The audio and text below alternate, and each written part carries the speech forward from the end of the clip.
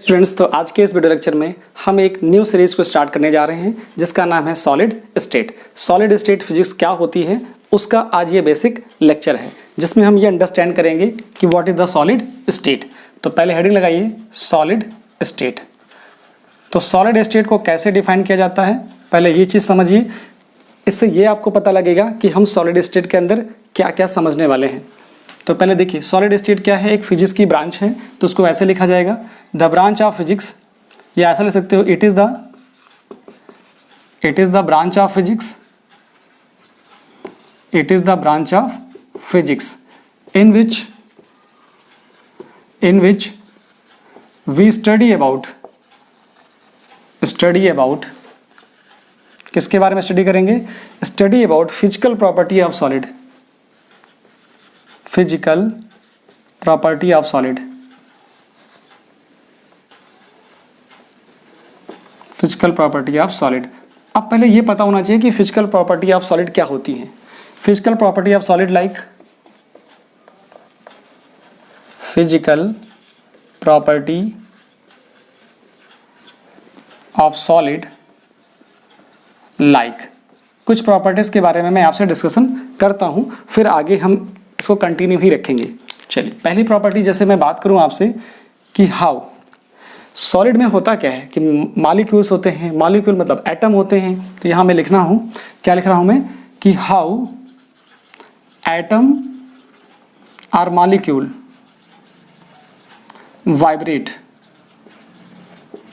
In solid, कैसे किसी solid के अंदर मॉलिक्यूल या एटम वाइब्रेट करते हैं, हम ये जानना चाहते हैं।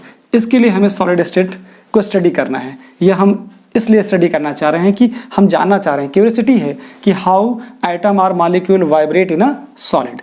दूसरी बात देखिए, हम ये जानना चाहते हैं कि जब किसी सॉलिड को हम हीट करते हैं तो सॉलिड की प्रॉपर्टीज कैसे चेंज होती है, हाउ चेंजेस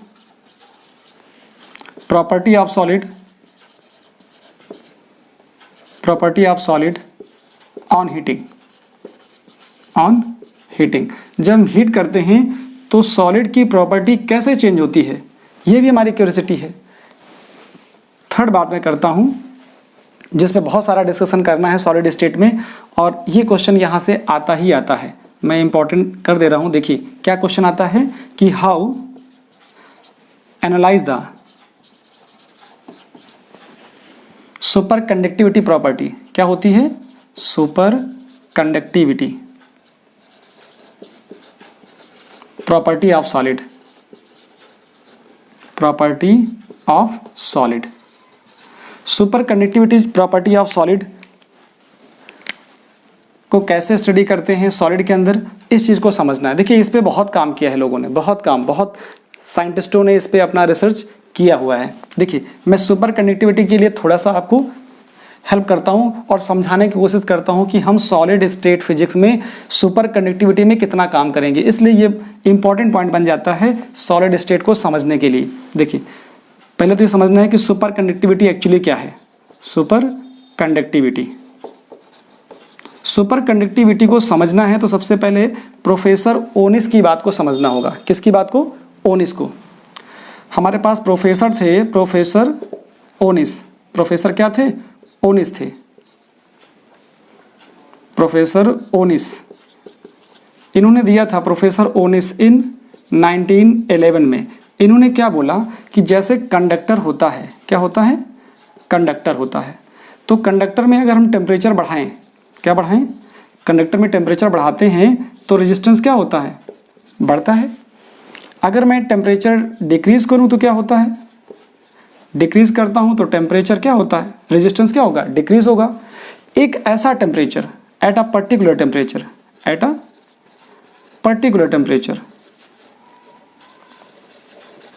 जिस पर रेजिस्टेंस जीरो हो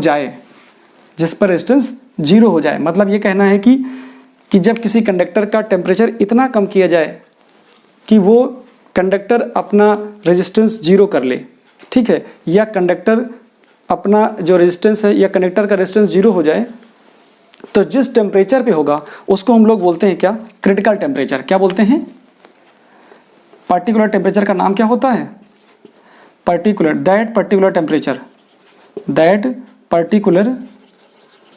temperature at which R equal to 0, that is I जो होगा वो इन्फिनाइट होगा। कैसे समझ में आया?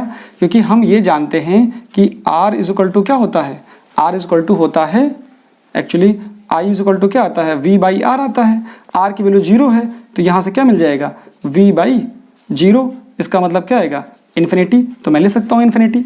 तो ये मुझे समझ में आया कब, जब ये बात 1911 में प्रोफेसर ओनिस ने समझाई कि कंडक्टर के बारे में कि हम सॉलिड में सुपर कंडक्टिविटी प्रिंसिपल को या सुपर कंडक्टिविटी प्रॉपर्टी को कैसे एनालाइज करते हैं। तो सबसे पहला ब्रेक थ्रू सॉलिड में सुपर कंडक्टिविटी को समझाने के लिए, समझने के लिए ओनिस ने बताया। फिर बात आगे बढ़ी, ठीक है। तो हमने यहाँ से समझ लिया कि सुपर कंडक्टिविटी क्या होती है। मतलब ये आया कि ऐसे मटेरियल्स होते हैं जिनका टेम्परेचर हम अगर फॉल करते हैं, ठीक है, दोज मटेरियल्स हैं कि एक पर्टिकुलर टेम्परेचर पर क्या करें, अपना रेजिस्टेंस खो दें, ठीक है। जिस टेम्परेचर पे खोते हैं ऐसे मटेरियल्स टेम्परेचर को कम करने पर कि क्रिटिकल, और वो टेम्परेचर जिस पे रेजिस्टेंस कम हो जाए या खो देते हैं उसको बोलते हैं क्रिटिकल टेम्परेचर। और इस होल फिनोमेना को बोलते हैं सुपर कंडक्टिविटी। क्या बोलते हैं, सुपर कंडक्टिविटी। फिर बात आगे बढ़ी, बात पहुंची कब, बात पहुंच गई हमारे पास 1935 में। 1935 की अगर बात करते हैं, इन 1935 तो दो लंदन ब्रदर थे, एफ लंदन और एच लंदन। कौन थे, टू लंदन ब्रदर। एक आई लंदन थ्योरी आ गई, ऐसा बोल सकते हो कि लंदन थ्योरी दी गई। क्या दी गई, लंदन थ्योरी दी गई। लंदन थ्योरी दी गई, इसमें दो लंदन ब्रदर्स थे, एफ लंदन और एच लंदन। मैं उनका नाम लिख देता हूं, कौन थे, F London and H London. इन दोनों ने मिल करके एक लंदन थ्योरी प्रपोज करी सुपर कंडक्टिविटी को लेकर के। फिर फर्दर आगे और बात बढ़ी, सुपर कंडक्टिविटी अभी भी पूरी तरह से एनालाइज नहीं की जा चुकी थी। फिर बात हुई 1957। इन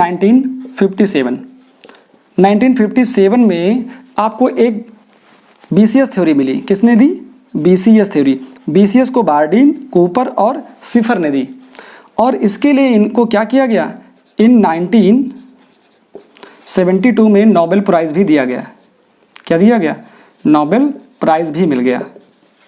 क्योंकि ये जो थ्योरी थी ये पूरी तरह से सेटिस्फाई कर रही थी, एक्सप्लेन कर रही थी super conductivity property in solid को। तो देखो आप क्या देख रहे हो यहाँ पर, आप देख रहे हो कि जो सुपर कंडक्टिविटी प्रॉपर्टी सॉलिड की है ना, बहुत इंटरेस्टिंग है। यहाँ से जो मैं बात कर रहा हूँ, सुपर कंडक्टिविटी आपको सॉलिड में पूछा ही जाना है, ठीक है। ये पूछा जाना है कि सुपर कंडक्टिविटी अकॉर्डिंग टू ओनिस ने क्या बताया, समझाना है।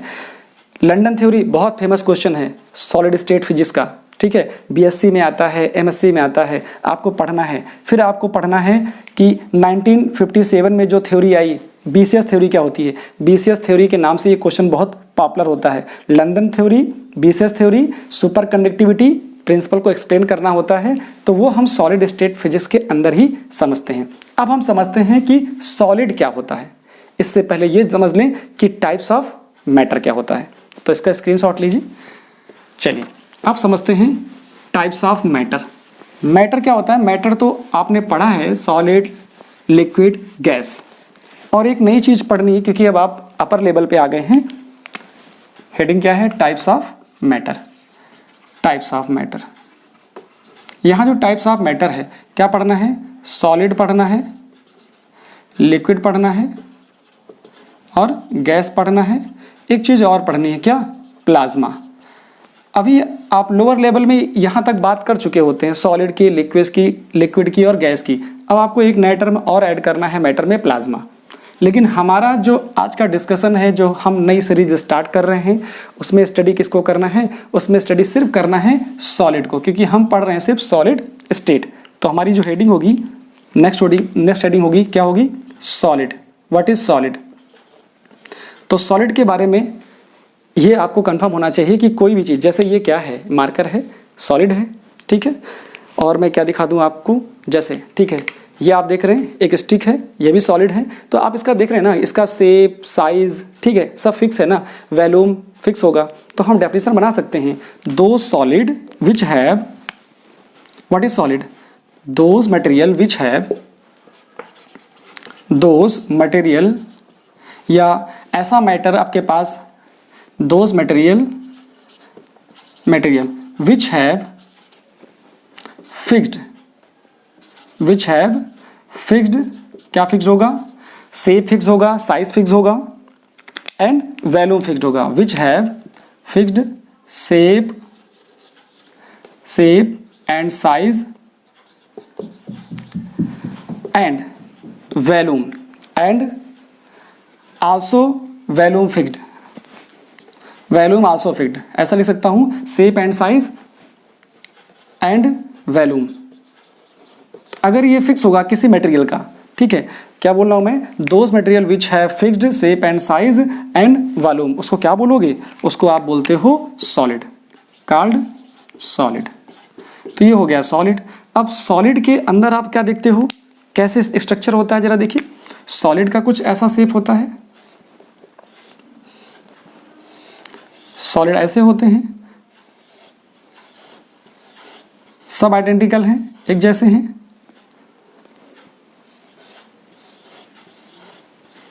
इनका जो इंटरमॉलिक्यूलर डिस्टेंस होती है सॉलिड के अंदर, वो कैसी होती है, सॉलिड के अंदर जो इंटरमॉलिक्यूलर डिस्टेंस है, सॉलिड के अंदर जो इंटरमॉलिक्यूलर क्या है, डिस्टेंस है, यहां पर आप देख रहे हैं कि जो इनकी इंटरमॉलिक्यूलर डिस्टेंस है, ये एटम हो गए, ठीक, ये सॉलिड का स्ट्रक्चर है। तो सॉलिड के स्ट्रक्चर में क्या देख रहे हैं आप, इनका शेप फिक्स है, साइज फिक्स है और क्या वैल्यूम भी फिक्स्ड हो गया। तो यहाँ क्या दिखा जाता है कि सॉलिड के पास जो इंटरमॉलिक्यूलर डिस्टेंस है वो क्या है, कम होती है। अब इंटरमॉलिक्यूलर डिस्टेंस कम होगी तो इनके बीच में जो इंटरमॉलिक्यूलर फोर्स होगा वो ज़्यादा काम करता है। तो क्या लिख सकता हूँ, इन सॉलिड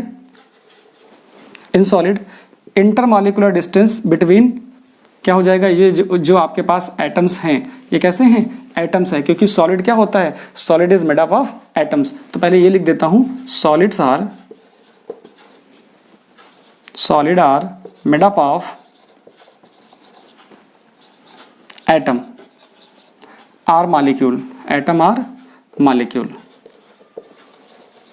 मैं क्या लिख सकता हूं, इन सॉलिड इंटरमॉलिक्यूलर जो डिस्टेंस होती है, सॉलिड में जो इंटरमॉलिक्यूलर डिस्टेंस होती है वो क्या होती है, वो आपके पास फिक्स्ड होती है।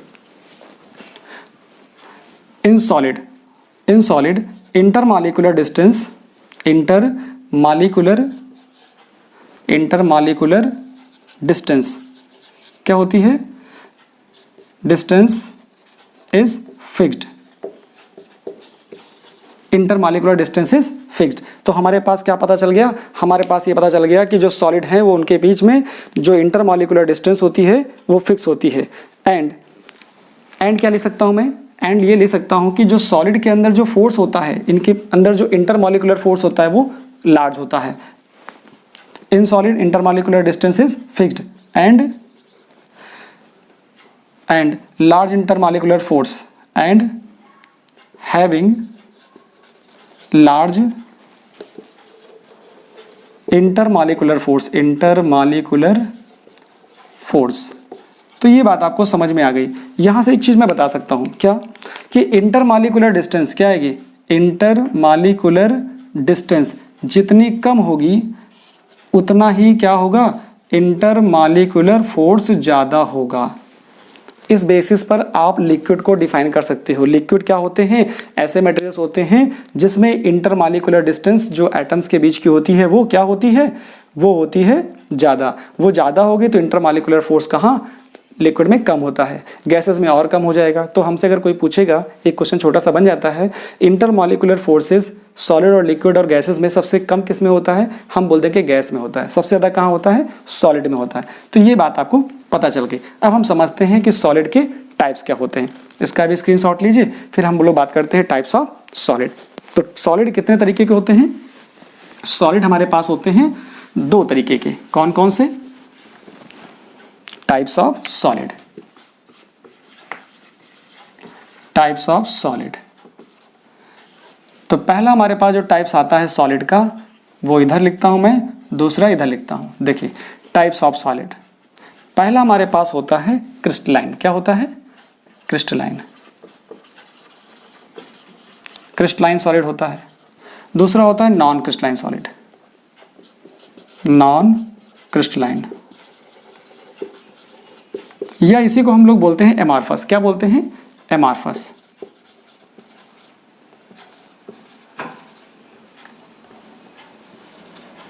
इसको हम लोग एमार्फस बोल देते हैं। हमारे पास दो तरह के सॉलिड हो गए हैं। एक हो गया हमारे पास क्या, एक हमारे पास हो जाता है क्रिस्टलाइन सॉलिड, दूसरा हो जाता है नॉन क्रिस्टलाइन सॉलिड। एमार्फस की स्पेलिंग देख लीजिए, एमार्फस, FOUS, एमार्फस होता है। एमार्फस हो गया, नॉन क्रिस्टलाइन सॉलिड हो गए। अब क्रिस्टलाइन सॉलिड कैसे होते हैं, इनको समझने के लिए पहले मैं आपको एक फिगर बना देता हूँ। देखिए, ये ऐसा बता दूँ, आपको समझ में आ जाएगा। जो क्रिस्टलाइन होते हैं वो कैसे होते हैं? पीरियोडिक होते हैं, रेगुलर होते हैं। रेगुलर एंड पीरियोडिक क्या होते हैं? रेगुलर होते हैं, रेगुलर एंड पीरियोडिक। अगर एटम का अरेंजमेंट या मॉलिक्यूल का अरेंजमेंट कैसा हो, पीरियोडिक हो और रेगुलर हो, तो उसको बोलते हैं क्रिस्टलाइन सॉलिड। अब ये कैसा होगा? नॉन क्रिस्टलाइन है, तो इसका मतलब क्या होगा? यहाँ पर जो अरेंजमेंट होगा, यहाँ कैसा होगा? इरेगुलर होगा और पीरियोडिसिटी सेम नहीं होगी। कैसा होगा? इरेगुलर होगा। इरेगुलर या रैंडम अरेंजमेंट होता है। क्या होता है? रैंडम होता है। रैंडमली अरेंज होते हैं एटम होते हैं। यहाँ क्या होगा? पीरियोडिसिटी सेम नहीं होगी। अगर इरेगुलर हो और रैंडमली अरेंज एटम होंगे, यहाँ पे क्या होगा? इरेगुलर और पीरियोडिकली अरेंज एटम होते हैं। कैसे होते हैं? अरेंज एटम होते हैं। तो ये बात समझ में आ जाएगी कि ये ऐसे सॉलिड होते हैं जिसमें एटम्स क्या होते हैं? रेगुलर और पीरियोडिकली अरेंज होते हैं। तो हम फिगर बना दें, उसके बाद डेफिनेशन बताते हैं। देखो आपको, ये हमारे पास क्या होते हैं? ये हमारे पास एटम्स हो गए। कैसे हो गए? एटम्स हो गए हैं। इनको मैंने क्या कर दिया है? इनको मैंने पीरियोडिकली और रेगुलरली, एक के बाद एक, इनकी पीरियोडिसिटी सेम है और रेगुलर अरेंज है। तो इसका मतलब ये जो हमारे पास बन के तैयार हुआ ये सॉलिड, ये कैसा हो गया? ये हो गया क्रिस्टलाइन सॉलिड। क्योंकि इस क्रिस्टलाइन सॉलिड में क्या हो रहे हैं? ये रेगुलर अरेंज है। कैसे हो गए? रेगुलर अरेंज है और पीरियोडिसिटी सेम है। अगर मैं यहाँ पे बनाता हूँ तो कैसे बनाऊंगा? देखो, जैसे ये बनाए मैंने, इसमें पीरियोडिसिटी डिफरेंट होगी। क्या होगी?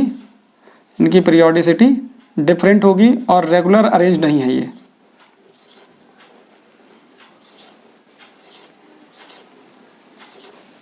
तो मैंने कुछ ऐसा अरेंजमेंट दे दिया। तो ये हमारे पास कैसा आया? ये जो सॉलिड है इसमें क्या है? एटम्स रेगुलरली अरेंज नहीं है। इनका ऑर्डर क्या है? इनका जो अरेंजमेंट है वो रैंडम है। तो हम ऐसा बोल सकते हैं, दो solid in which atoms are arrange regularly and periodicity same. तो क्या हो जाएगा? Those solid in which atoms are regularly arranged and periodicity is same। Periodicity क्या हो जाए? सेम हो जाए। तो उनको हम लोग बोलते हैं क्रिस्टलाइन सॉलिड। अब ये सॉलिड कैसे होते हैं? जो रैंडमली अरेंज होते हैं। कैसे होते हैं? Randomly arrange. दो solids in which atoms are randomly arranged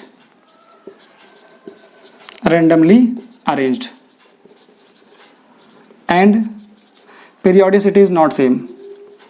periodicity is not same, ये हो जाता है। अब जरा देखिए, एक तो ये डेफिनेशन हो गई आपके पास। अब इनके कोई एग्जांपल दे दूं मैं आपको। इनके एग्जांपल बहुत फेमस है। इनके एग्जाम्पल क्या हो जाएंगे? एग्जाम्पल में आपको लिख सकता हूँ, मैं यहाँ पे लिख देता हूँ। देखिए, बहुत जो फेमस इसका एग्जाम्पल है वो है डायमंड का। क्या है? डायमंड। डायमंड ले लीजिए। डायमंड है, क्वार्ट्स है। उसके बाद आप यहाँ ले सकते हो क्या? यहाँ पे क्वार्ट्स के बाद लिख सकते हो NaCl, जो आपको आगे चल के पढ़ना है।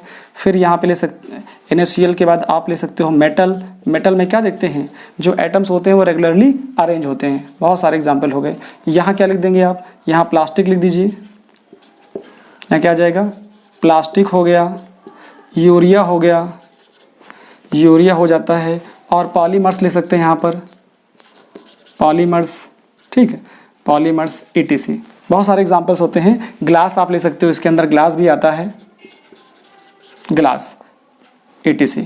ये बहुत सारे आपके पास एग्जाम्पल मिल जाते हैं। अब जरा जैसे मान लो कभी आपसे कोई कह रहे डिफरेंस ही लिख दीजिए, तो 2 डिफरेंस से तो काम चलेगा नहीं। अब जरा देखिए 2 डिफरेंसेस में से और ऐड कर लेते हैं। एक डिफरेंस आप ये ऐड कर लीजिए कि ये कैसे होते हैं, सॉलिड कैसे होते हैं, जो इनका जो अरेंजमेंट होता है, सॉलिड कंटेन्स करते हैं, कैसा कंटेन्स करते हैं, यहाँ पर जो इनका स्ट्रक्चर होता है सिमेट्रिक होता है। इनका स्ट्रक्चर कैसा होता है, असिमेट्रिक होता है। तो मैं लिख सकता हूँ सॉलिड कंटेन्स, कौन से, दीज आर कंटेन्स, कौन, ये जो क्रिस्टलाइन सॉलिड हैं, these are contains symmetrical structure या सिमेट्रिक स्ट्रक्चर कंटेन करते हैं। ये वाले कैसे करेंगे, एक तो ये पॉइंट था, दूसरा ये पॉइंट था, तीसरा आप ले सकते हो दीज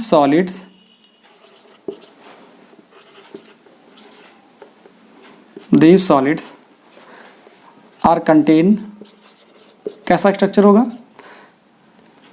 कंटेन्स असिमेट्रिक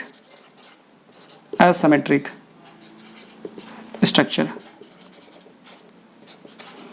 अब सिमेट्रिक नहीं है तो ये लॉन्ग रेंज नहीं होंगे। इसका मतलब क्या हो गया, दीज आर लॉन्ग रेंज, क्या होते हैं, इनका जो स्ट्रक्चर होगा कैसा होगा, ये these are contains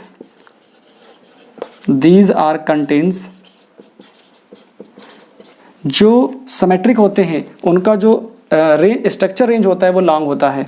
these are contains long range structure. अब जो एसिमेट्रिक होते हैं उनका क्या होता है, दीज आर कंटेन्स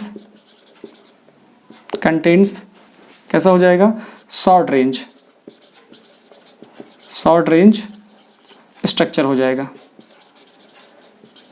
इनका जो स्ट्रक्चर होगा कैसा हो जाएगा, शॉर्ट रेंज स्ट्रक्चर हो जाएगा। तो ये तो आपको समझ में आ गया कि टाइप्स ऑफ सॉलिड क्या होते हैं। 2 तरह के सॉलिड हैं, क्रिस्टलाइन है और नॉन क्रिस्टलाइन है या एमार्फस हो गए हैं। यहाँ से डेफिनेशन पूछी जा सकती है या इनके एग्जाम्पल पूछ सकते हैं, या दोनों में क्या डिफरेंस होते हैं वो आप बता सकते हो। एक चीज़ और बचती है कि ये जो क्रिस्टलाइन सॉलिड होते हैं वो 2 तरीके के होते हैं। क्रिस्टलाइन सॉलिड क्या होते हैं, 2 तरीके के होते हैं। मैं आपको वो भी क्लियर कर दूँ, देखिए यहीं पर बता दूँ। चलिए इसका स्क्रीनशॉट ले लीजिए, फिर मैं बात करता हूँ।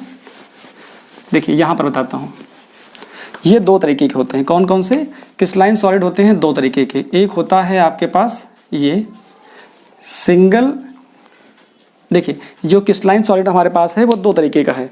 2 तरीके में क्या आता है, सिंगल क्रिस्टल और पॉली क्रिस्टल। ये क्या होता है, ये होता है सिंगल क्रिस्टल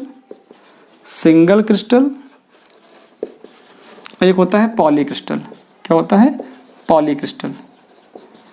तो क्रिस्टलाइन सॉलिड 2 तरीके हो गए, एक हो गया सिंगल क्रिस्टल, एक हो गया पॉली क्रिस्टल। अब सिंगल और पॉली क्रिस्टल को समझाओगे कैसे, देखिए सिंगल क्रिस्टल में होते हैं ग्रुप ऑफ एटम या ग्रुप ऑफ मॉलिक्यूल, ठीक है। तो क्या हो गया, it is the arrangement of, single crystal की बात कर रहा हूं, it is the arrangement of group of, इसमें क्या होते हैं, ग्रुप चलते हैं, group of atoms. It is the arrangement of group of atom which are regularly arranged but periodicity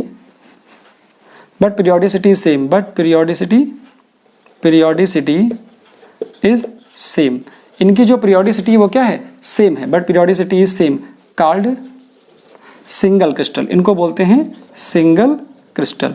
तो यहाँ से ये डेफिनेशन आ जाएगी।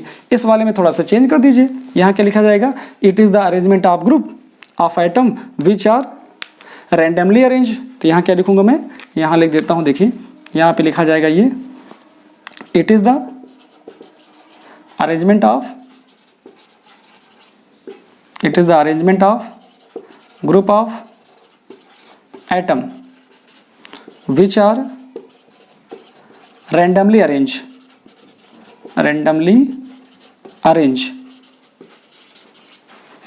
But periodicity is not same, but periodicity is not same. इनकी periodicity सेम नहीं होगी, इनकी periodicity सेम होगी। देखिए मैं बना देता हूँ ग्रुप ऑफ एटम, तो मैं ग्रुप ऑफ एटम बना रहा हूँ। देखिए ये ग्रुप है, एक ग्रुप तीन एटम का है, ये क्या है, एक ग्रुप ये हो गया, एक ग्रुप ये हो गया, ये 9 एटम का एक ग्रुप हो गया, 9 एटम का ये ग्रुप हो गया। आगे वाले 9 एटम के ग्रुप जरा देखिए, ये है 9 एटम के ग्रुप, ये ग्रुप ऑफ एटम है, ये कैसे हैं, ग्रुप ऑफ एटम मैंने बना दिए। 9 ग्रुप ऑफ एटम है, group of 9 atom, group of 9 atom. तो आप यहाँ देख रहे हैं कि इनका जो अरेंजमेंट है वो कैसा है, रेगुलर है और पीरियोडिक है। ये अरेंजमेंट कैसा है, ये ग्रुप ऑफ 9 एटम है, कैसा है, ग्रुप ऑफ 9 एटम।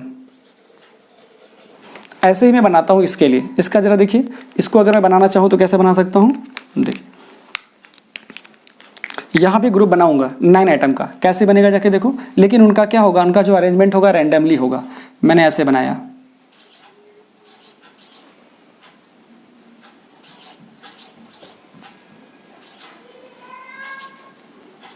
ये हमारे पास एक ग्रुप आ गया, ठीक है, 9 एटम का हमारे पास एक ग्रुप आ गया। दूसरा हमारे पास जो आएगा 9 एटम का ग्रुप ऐसे बन रहा है, ये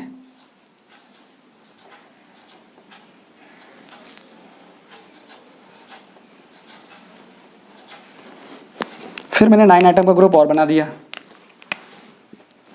देखिए यहाँ पे 4 हुए, देखिए 5 हुए, 5 4 9 हो गए। यहाँ मैं बना रहा हूँ 9 एटम का ग्रुप, ये हमारे पास कितने हो गए, 6 हो गए, 6 7 8 और ये हो गया 9। तो इस तरह का जो अरेंजमेंट आप देखते हो ग्रुप ऑफ एटम का, ये भी क्या है, ग्रुप ऑफ 9 एटम है। ये क्या है, ग्रुप ऑफ 9 एटम है। तो यहाँ क्या देख रहे हो, यहाँ जो पीरियोडिसिटी है, जो अरेंजमेंट है वो कैसा है, वो रैंडम है, रैंडम अरेंजमेंट है और पीरियोडिसिटी भी सेम नहीं है। तो जो हमारे पास मोस्ट ऑफ द सॉलिड मिलते हैं वो कितने मिलते हैं, मैं नोट में लिख देता हूँ। मोस्ट ऑफ द जो सॉलिड होते हैं वो हमारे पास कैसे मिलते हैं, most of the solids are polycrystalline solid. Most of solid are क्या हो जाएगा, पॉलीक्रिस्टलाइन, क्रिस्टलाइन सॉलिड। तो ये बात आपको यहाँ से समझनी है। ये है पूरा इंट्रो, किसके लिए, सॉलिड स्टेट फिजिक्स को अंडरस्टैंड करने के लिए कि सॉलिड स्टेट में हम क्या करने वाले हैं। हम सॉलिड स्टेट में क्या करने वाले हैं, सॉलिड को इन डिटेल स्टडी करने वाले हैं। तो डिटेल में किसको स्टडी करेंगे, एटम को, कि एटम का अरेंजमेंट कैसा होता है, एटम कैसे वाइब्रेट करते हैं, ठीक है। तो जो सॉलिड की प्रॉपर्टी है सुपर कंडक्टिविटी, उसको कैसे डील करना है, वो सारा इस सॉलिड स्टेट फिजिक्स में हम डील करने वाले हैं, ठीक है। स्क्रीन को पॉज करके इसका स्क्रीनशॉट लीजिए, फिर नेक्स्ट वीडियो में मिलते हैं।